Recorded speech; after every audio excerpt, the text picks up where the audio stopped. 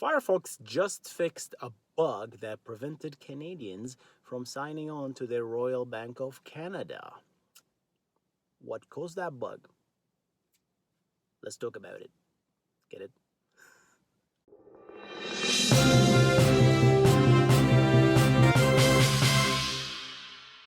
So, with Firefox version 73.1, I have no just I was refreshing my browser and I got an update alert that version 73.1 is now available, and I clicked what's new, right? It's just like what was installed.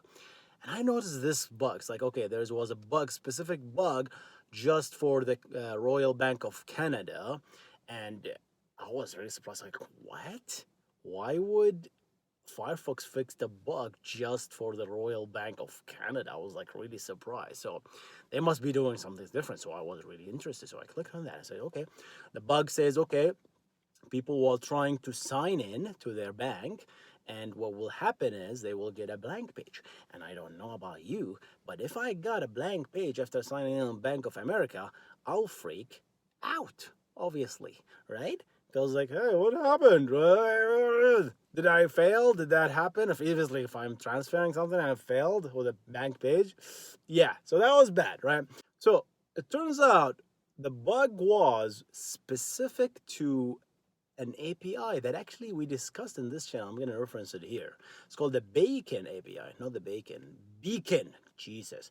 Okay, it's the Beacon API, right? And this is an API that allows you to send only post request, I believe, and do not expect an answer back, which is very, very powerful for a user experience, an interactive user experience, when you want to send logging information or tracker information, whatever you want to send, but you don't want to really expect a result back from the server. And when you do that, the experience becomes really fast. A lot of people started switching to that. But here's the thing, and we made a video about the Beacon API, and it's working great, right? It's really amazing. But here's the thing. Apparently, the Royal Bank of Canada were using this Beacon API, but they were on top of HTTP 1.1, okay?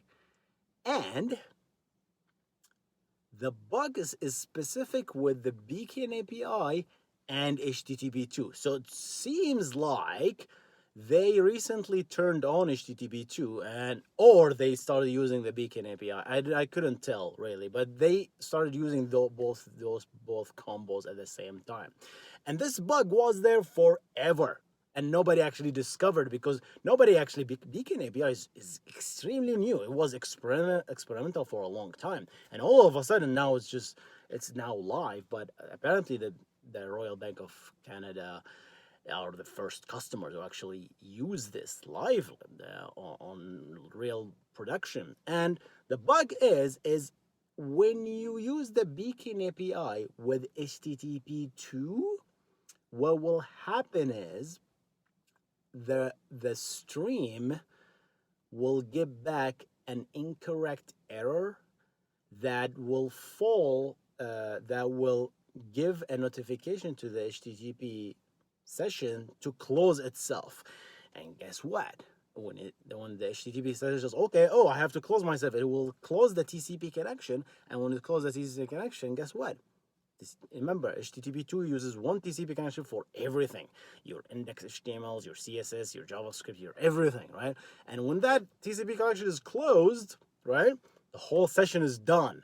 That means you no longer do anything. So that's what was happening. So the bug was specific to HTTP2 and the Beacon API, right? Using the both in the same time will essentially close the TCP connection. So the bug was fixed immediately, right? Not to close, essentially, returning a different error code, I think, so that will prevent the closing in the incorrectly closing the TCP connection, which will obviously basically terminate the whole HTTP session. So workaround were given to, you can switch to HTTP 1.1.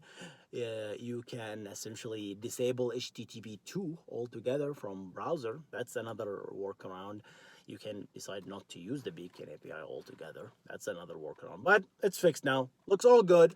But I was really interested in this bug. It's like, I mean, yeah, Canadians are using bleeding edge technology, man. Kudos. I love that stuff, right? Apparently, nobody ran into this problem because nobody actually uses Beacon API with HTTP2. That's the first time. So I like that a lot.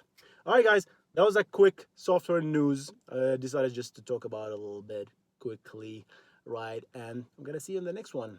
You guys stay awesome.